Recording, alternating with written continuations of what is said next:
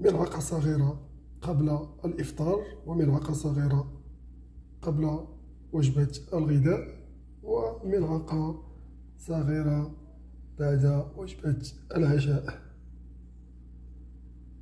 السلام عليكم ورحمة الله تعالى وبركاته. كنعرفوا بأن هذه الآونة الأخيرة الكثير من الناس اللي كيعانيو من نزلات بردية قوية جدا والسعال حاد. جبت لكم واحد الوصفة اللي إن شاء الله بإذن الله غادي ديروها وغادي تشكروني عليها بزاف بزاف.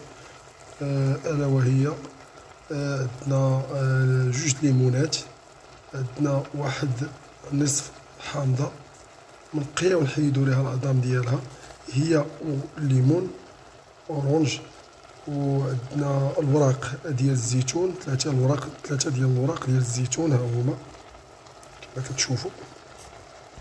عندنا اليازير، وعندنا الزعتر، الثومة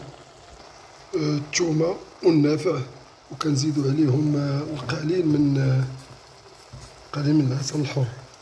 المهم كنخليوه حتى كنضيفو عليه واحد كأس من الماء، وكنخليوه حتى ينشف كما كنشاهدوا الآن. ها هو نشف. من بعد غادي نوضعوه في الخلاط الكهربائي ونوريكم الطريقة. بقاو معنا.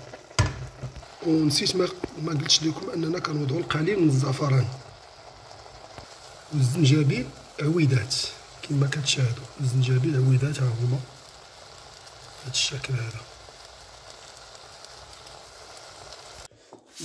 من بعد ما داك البرتقال والليمون شرب لنا هذاك كأس من الماء اللي كما كنشاهدوش، الان كنوضعوه في الخلاط الكهربائي.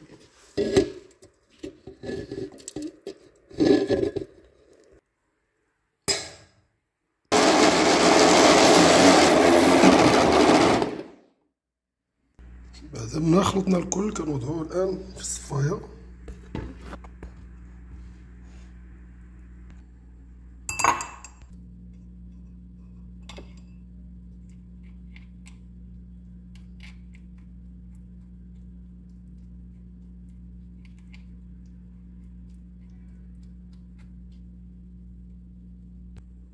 كيف ما كتشاهدوا هذا هو اللي غنستافدو منه اكثر،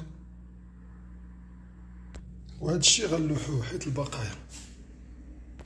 المهم حاولوا تشاركوا هذه الوصفه مع الناس اللي كتعرفوا واللي ما كتعرفوش، حيت راه عندكم الاجر والثواب انكم غادي تكونوا سبب في شفاء بعض الناس. وشكرا.